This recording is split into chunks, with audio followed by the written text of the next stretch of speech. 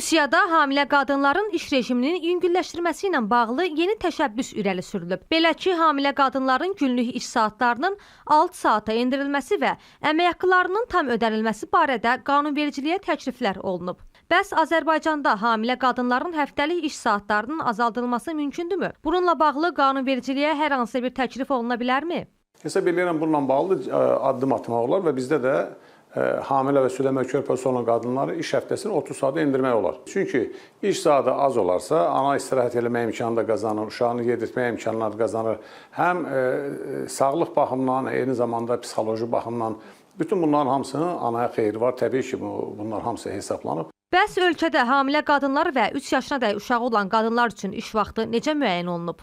Hamilə qadınların və 3 yaşındakı uşağı olan qadınların iş vaxtının artıq saatlarda işlərin görülməsinə cəlb edilməsi yol verilməzdir. Eyni zamanda həmin şəxslərdə də iş saatının müddəti həftəlik 36 saata qədər qısaldılır.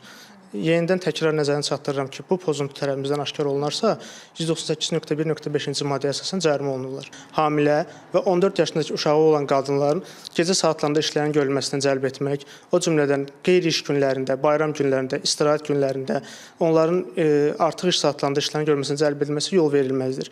Həmçinin onların yazılı razılığı olmadan ezamiyyətlərə göndərilməsi də yol verilməzdir. Qeyd edək ki, hamilə qadınlar və 3 yaşına dək uşağı olan qadınları işdən çıxarmaq qadağandır.